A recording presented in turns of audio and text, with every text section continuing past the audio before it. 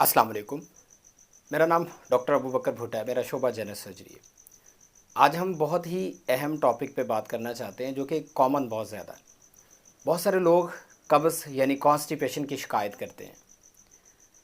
एक बहुत बड़ी डिबेट है कि आपके लिए और मेरे लिए कब्ज़ की तारीफ़ मुख्तलिफ हो सकती है, लेकिन मेडिकल नॉलेज के मुताबिक अगर हफ्ते में आपको फुजला 2 या 3 दफ़ा से कम खारिज हो रहा है, यानी आपको पखाने की हाजत 3 दफ़ा से कम हो रही है, तो ये कब्ज़ हो सकती है। या वॉशरूम के अंदर आप 10 मिनट से ज़्यादा लगा रहे हैं तो तब भी कब्ज़ हो सकती है। इसके अलावा बहुत सारे लोगों की अपनी मिथ्स हैं, यानी किसी को लूज़ स्टूल आ रहे हैं, वो दिन में 2 से 3 दफ़ा पखाना कर रहा है लेकिन वो भी इसको कब्ज़ कहता है। किसी को थोड़ा सा सख्त पखाना खारिज होता है, वो भी इसको कॉन्स्टिपेशन यानी कब्ज़ लेवल करता है। हर बंदे की अपनी अपनी तारीफ़ है, लेकिन बहुत सारे लोगों के मसले 90% सिर्फ़ अपने तर्ज़ ज़िंदगी में तब्दील करने से ठीक हो सकते हैं। आज हम 2 हिस्सों में इस वीडियो पे बात करेंगे। सबसे पहले तो जो आपने बग़ैर दवाई इस्तेमाल किए घर में काम करने हैं, उनसे आपका मसला हल हो सकता है। और आखिर पे कुछ सीरियस बीमारियों के बारे में बात करेंगे जिनमें कब्ज़ एक अलामत के तौर पे सामने आती है। इससे पहले कि हम कब्ज़ को ठीक करने की तरफ जाएँ, मैं थोड़ा-सा आपको ये बताना चाहूँगा जो कि आपकी समझ के लिए बहुत ज़रूरी है, हमारे खाने का और हाज़मे का निज़ाम कैसे काम करता है। हमने मुँह के ज़रिए से खाना खाया, वो मैदे में जाता है, मैदे से गुज़रने के बाद वो छोटी आंत में जाता है और छोटी आंत में इसके ऊपर बहुत सारा काम होता है। छोटी आंत के अंदर ज़्यादातर चीज़ें जज़ब कर ली जाती हैं, जिसमें कार्बोहाइड्रेट है, हमें खुराक मिलती है, जिसमें लिपिड है, जिसमें अमाइनो एसिड्स हैं। ये सारी चीज़ें छोटी आंत के अंदर जज़ब कर ली जाती हैं और इसके बाद बचा हुआ फुज़ला बड़ी आंत में चला जाता है। अब बड़ी आंत में सिर्फ 2 ही काम होते हैं यूजुअली। उसमें एक तो पानी को जज़ब किया जाता है, दूसरा नमकियात को जज़ब किया जाता है। यहाँ पर कब्ज़ वाला मसला सर उठाने लगता है कि फुज़ला जितनी ज़्यादा देर बड़ी आंत के अंदर ठहरेगा, उसमें से उतना ही पानी ज़्यादा जज़ब होगा। फुज़ला सख्त होगा और वो सख्त पखाने की सूरत में ख़ारिज होगा। फिर वो टाइम लेगा, 2-3 दिन के बाद आएगा, जिसकी वजह से लोगों को कब्ज़ के मसाइल होते हैं। तो कब्ज़ के इलाज में जो पहला कदम है वो आपने अपने खाने के टाइम को फ़िक्स करना है। सुबह 8 बजे, शाम 8 बजे, सुबह 7 बजे या शाम 7 बजे। ये फ़िक्स करना इसलिए ज़रूरी है कि जो हमारे पेट का असाबी निज़ाम है, दिमाग है, वो बहुत ज़्यादा शार्प नहीं है, तेज़ नहीं है। उसको समझने के लिए टाइम चाहिए। जब आप एक ही टाइम पे डिसिप्लिन के साथ उसको बार बार सिग्नल देते हैं तो वो अपने आप को रीसेट करता है, वो अपनी मेमोरी को अपडेट करता है। तो इस तरह से फिर आपको पखाना एक टाइम के ऊपर ख़ारिज होता है और वो बड़ी अच्छे तरीके से मज़बूत और मरबूत तरीके से ख़ारिज होता है, आपको कब्ज़ महसूस नहीं होती। दूसरे नंबर पे आपने अपने खुराक के अंदर फ़ाइबर्स ऐड करने हैं।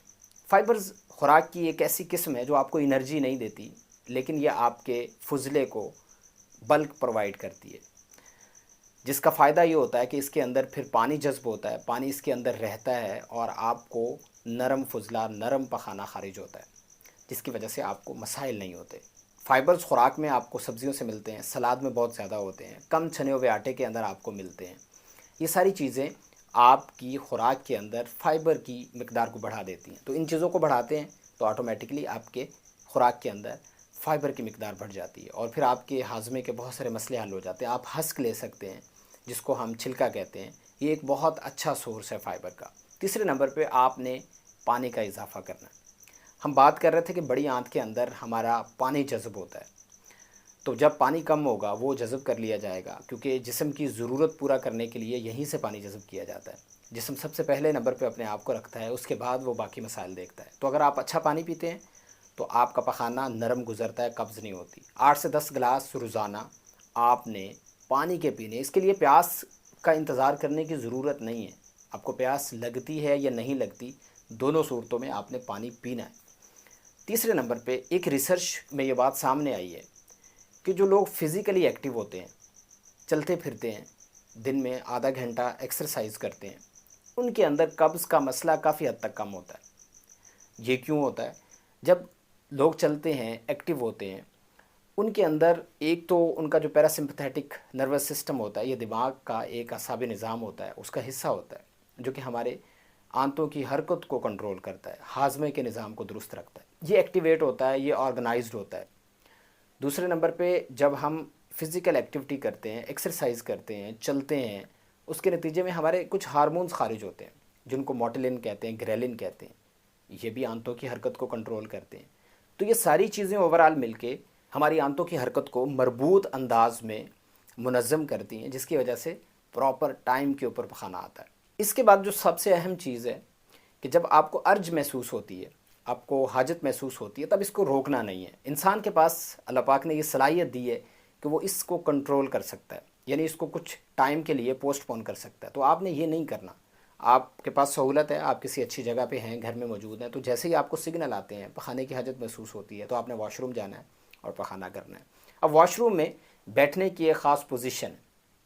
سائنس اور اسلام دونوں چیزیں یہ ایکسپلین کرتی ہیں کہ یہ آپ کی قبض کو دور کرنے میں بہت اہم رول پلے کرتے ہیں۔